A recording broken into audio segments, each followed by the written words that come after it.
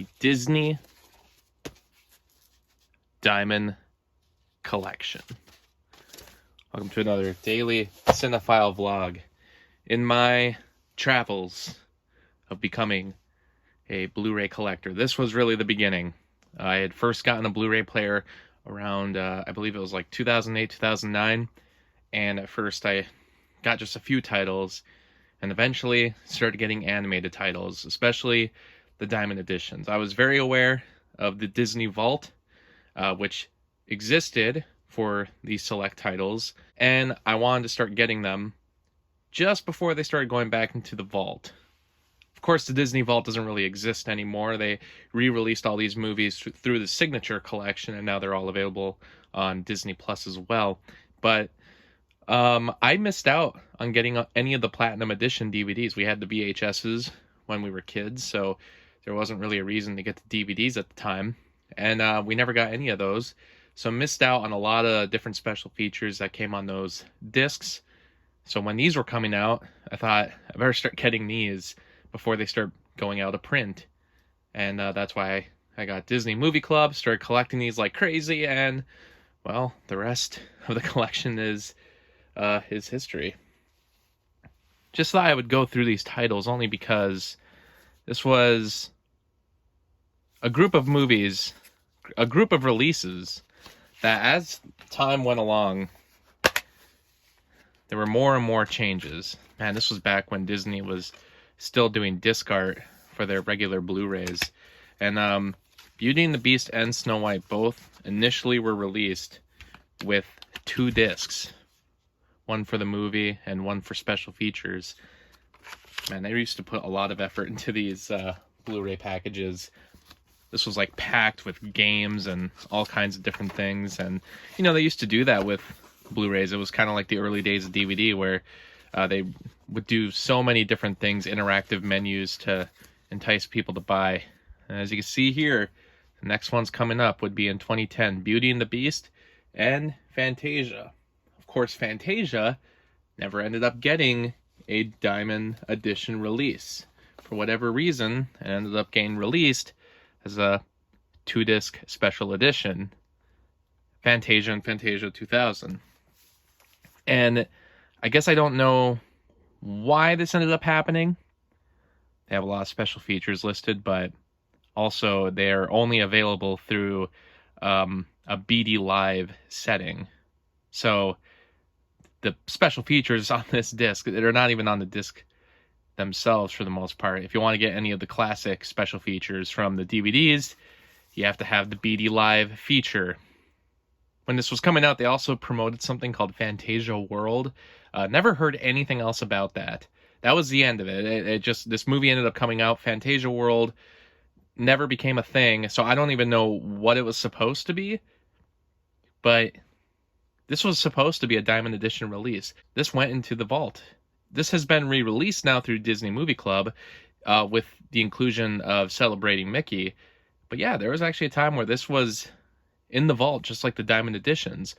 But it was never a Diamond Edition itself. If you see the other Diamond Edition releases, they never did 2-movie collections. All the sequels were released on Blu-ray at a later time. Those ones were also put back in the vault at a later time. I guess the idea was that the Diamond Edition line were like considered the best and most popular of the Disney films, and that they wouldn't package the sequels with them. But what did Fantasia 2000, where does that one come in? Because this wasn't a direct-to-video sequel, unlike these other movies. This was one that was actually released in theaters, but it's just not as beloved as the first movie.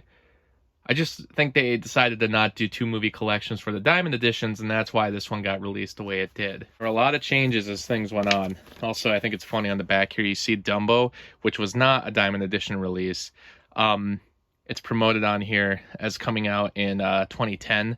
That didn't happen. It didn't get released until 2011. I believe that movie was pushed back 3 different times on Blu-ray.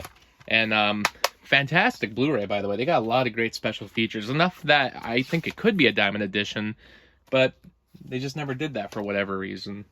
Then you got Beauty and the Beast. We had to wait a whole year for this one to come out as the Diamond Edition with all these special features. And same thing as Snow White. They were released with 2 discs back when they did disc art. A lot of promotions for 3D. That was a big thing at the time.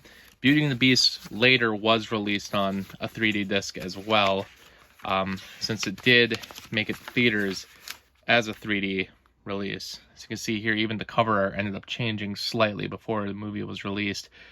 At this point, it was no longer promoted as a Diamond Edition. And then you look at the DVD guide, Bambi 2011 and The Lion King 2011, both of which did end up happening. Now, another thing I want to show you before we move on is that, as you can see here, this is the design of the front cover. Really like these front covers, but then they started doing this thing where, to make them all uniform, they put the title on the side here. And you can see they did it for Lion King 2, and they also ended up doing it for every other release. This was also the beginning of no longer including a second Blu-ray disc. As you can see promoted at the bottom here, Disney's second screen. That was a feature that came with the iPad. You could watch the movie and then special features would show up on the iPad. I do remember giving the feature a try when our school actually had iPads for the students, so I was able to give it a try. And you can see here, here's the movies going back into the vault. That Pinocchio edition is actually a platinum edition. I didn't get that at the time. I was too late to buy that. And I ended up having to wait many years because it never got a Diamond Edition release. It was only released, finally, through the Signature Collection many, many years later. And I remember getting so hyped for these. The first time The Incredibles was hitting Blu-ray, and they did end up changing that cover art. The Fox and the Hound hitting Blu-ray. The Lion King, this big promotion in here for this. Dumbo, which actually ended up having its real release date in 2011. And you can see on the back here the upcoming releases. They started saying if it was going to be in the fall or the spring as well. So they tried to be a little more specific, and the titles stopped getting swapped around for when the release dates were happening, because they had some weird scheduling issues at first. But yeah, the second screen stuff is not even available anymore because, even if you can get the apps somehow, the links won't work. So you can't even use those special features anymore. Here you had The Lion King. This was one that was also released on 3D Blu-ray. Should also mention that a lot of these titles, I believe starting with Bambi, were also released through a DVD edition, which includes the Blu-ray. So it was a DVD case that had the Blu-ray inside. I guess the reason for this might be because people who still had a DVD collection, maybe they just wanted their cases to all match up and be uniform. More than likely, I'm guessing Disney did it to screw over some people who didn't realize they were buying a Blu-ray edition and spent more money on a DVD case, thinking they were just buying the DVD. Here's the upcoming titles. At this point, they were releasing 2 Diamond Editions every year. Should also note with this movie, this is a terrible Blu-ray because you can see here, classic DVD features are powered through BD Live. So just like Fantasia, the original special features from the DVD are only through BD Live. There's some other Disney Blu-rays that have done this, but from my understanding, this is the only Diamond Edition that ever did this. And man, did it tick me off, because when you were a kid in 2011 and living in a rural town like me, and Wi-Fi was just becoming a thing in a town that could hardly get internet, and you had to try to hook up your Blu-ray player to internet, terrible quality, so slow in order to get the special features. And they probably don't even work anymore. They're probably not accessible because a lot of those BD Live features have been turned off for these Blu-rays. Lady and the Tramp. Also should note that this was the beginning of I don't get one of them until a bit later, but they have these gold cases. These were the ones that were released with a digital copy, because they finally started including digital copies with their Diamond Edition releases. It seemed like at first that, Disney commonly included digital copies, even back when you needed a separate disc to do the digital copy. Like on The Incredibles here, you see how it's a digital copy with that disc? Because back then, you had to pop in this disc to get the digital copy. I've only ever used digital copies that were with a code. But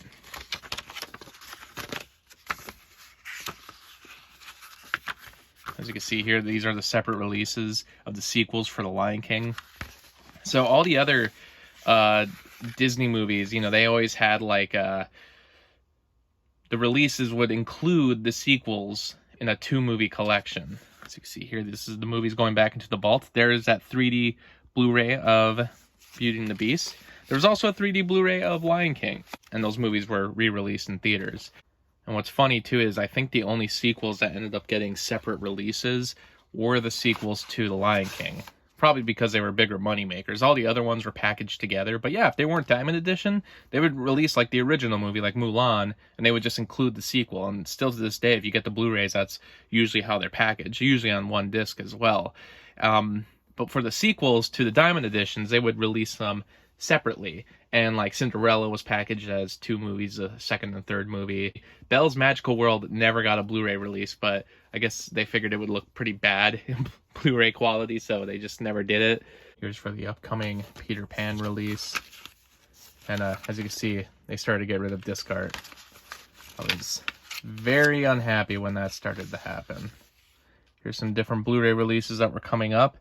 And it's interesting, as I mentioned the Absent-Minded Professor up there, I actually don't think that hit Blu-ray until it was on Disney Movie Club. I don't remember it hitting Blu-ray, you know, that early. Like some of these movies, in fact, like Flubber, I think was a Disney Movie Club exclusive. Same with Pollyanna, and Babes in Toyland. Like I don't think any of these were actually released on Blu-ray in individual stores. I think all of them were only Disney Movie Club exclusives, with the exception of Santa Claus, the Santa Claus trilogy. And yeah, like, you know, just a lot of announcements that were made for different Blu-ray releases that never hit stores or were canceled or whatever else happened. Here's the upcoming titles. This is also the only Diamond Edition I didn't get the slipcover for, unfortunately. The Blu-ray releases, it was nice to see them hit Blu-ray, but some of the special features, they were good, but they didn't seem to include enough new ones compared to the DVD in order to make it, like, worthwhile, I suppose. I mean, in a sense, like, this was the first time I owned all these titles, but I'm guessing people who owned the Platinum Edition DVDs, they were probably disappointed that there wasn't a jump in the amount of special features. By the way, Monsters, Inc. 3D, so on a 3D disc, I believe that was scheduled to be released in theaters, and it did end up happening because of the underperformance of Finding Nemo, which was released in 3D. I remember the Finding Nemo release because I actually saw that in theaters in 3D. That was when it included a Toy Story short before the movie. At least they started including digital copies, which was great, and it was just a code. You didn't have to do the whole, you know, thing with putting the disc in the computer and figuring that all out. No, you just put in the code and there you go. I guess I don't have any material in this one. I don't think it was released with nothing. I think I might have misplaced it though. You can also see that they stopped doing the uniform DVD stuff on the back here, like the way that they would promote these. It would always be uniform with that yellow banner at the top. They stopped doing that. They started to make them unique for the case, which I actually prefer this style better because, you know, there should be an art to doing cover art and everything. But I also got annoyed of these covers because there were actually versions of this that didn't come with a digital copy. And those covers, you know, they didn't have this gold exterior around them. And I'm not a fan of this. Like, this is a form of... I mean, they dropped one way of being uniform with these backs, but then they made all these cases look exactly the same, with the same design, with the exception of Sleeping Beauty. Like, all these did the same thing where it was like this like circle with the characters in it, and it cut down around the rest of the cover that was on the non-digital copy covers. And I believe all of these got released with a version that didn't have a digital copy, but I can't honestly remember at this point. I also don't know at what point they stopped doing the DVD case versions of these Blu-ray releases, but I know that there's a Little Mermaid one that exists. Also, this was released as a 3D Blu-ray, but this movie never hit theaters in 3D because I believe Beauty and the Beast, which was released in 3D, underperformed. And same with Finding Nemo, and that's why the Monsters, Inc. 3D release was canceled. But yeah, they had a lot of these scheduled, and they made it to 3D disc because the conversions were done. But a lot of them didn't end up in theaters because, like, really the only one that was successful was Lion King, which made tons of money. Oh, and the Toy Story movies, of course, which they wouldn't see a 3D Blu-ray release until a few years after those releases were done in theaters. So here is Jungle Book. And here's the upcoming Sleeping Beauty release. But you see the cover there, slightly different.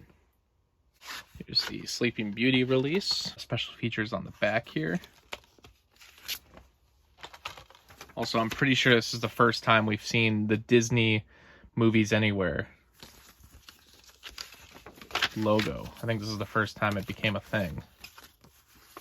And the promotion for the upcoming 101 Dalmatians.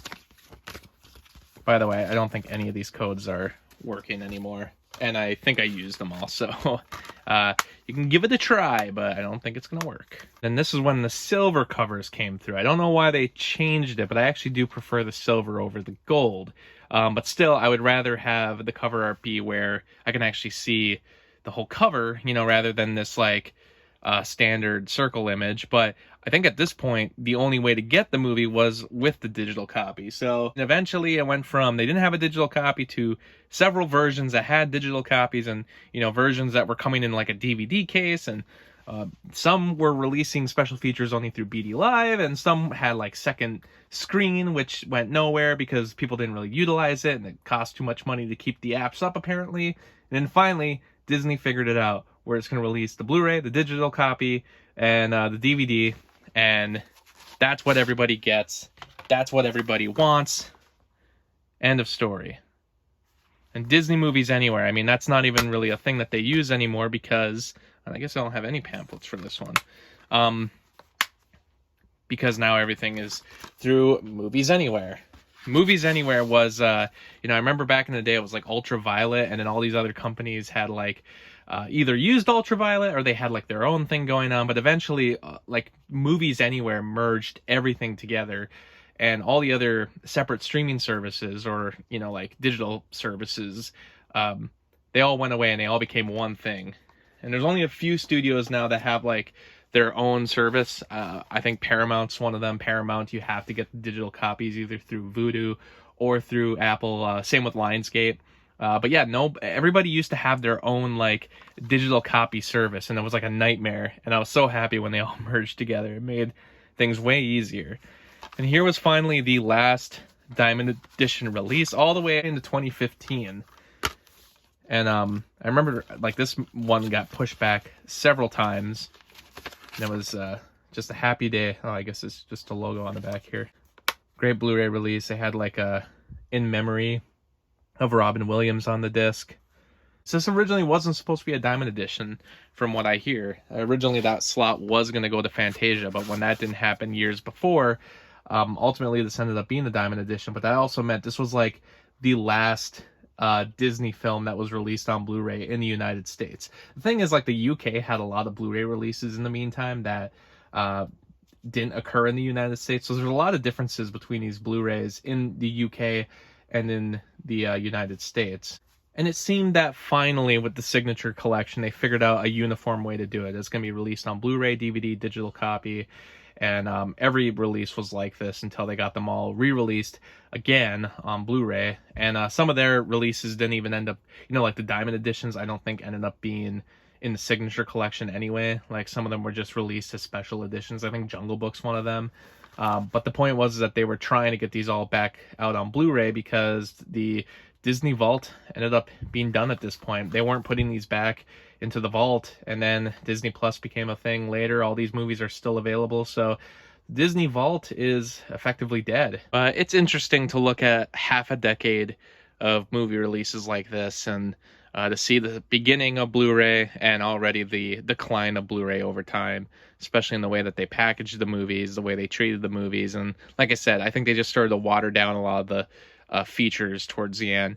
But most of the time, I mean, they came with good special features. They came with a lot of the classic special features, you know, and just some mistakes were made along the way, but they eventually figured out how to do the releases.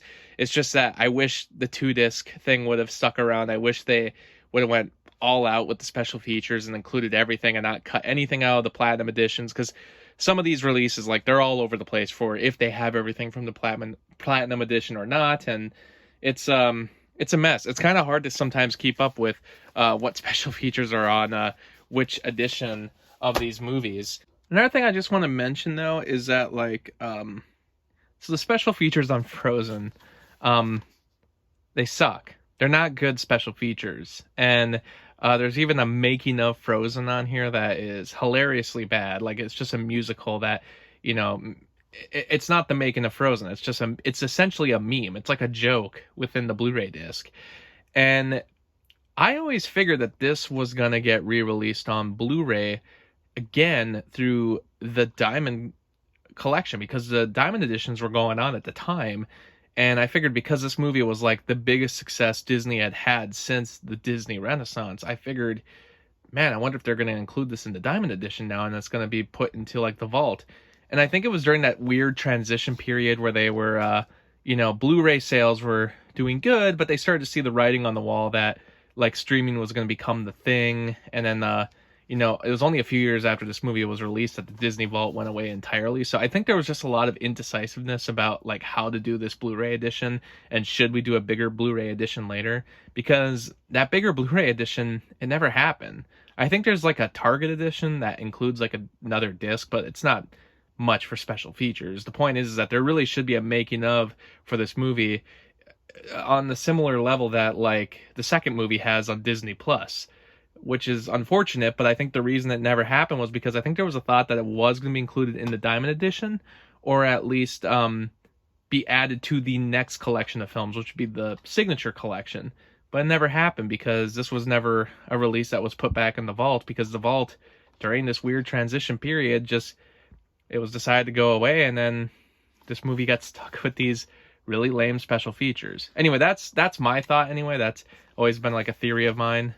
But anyway, those are the Diamond editions. Thanks for watching.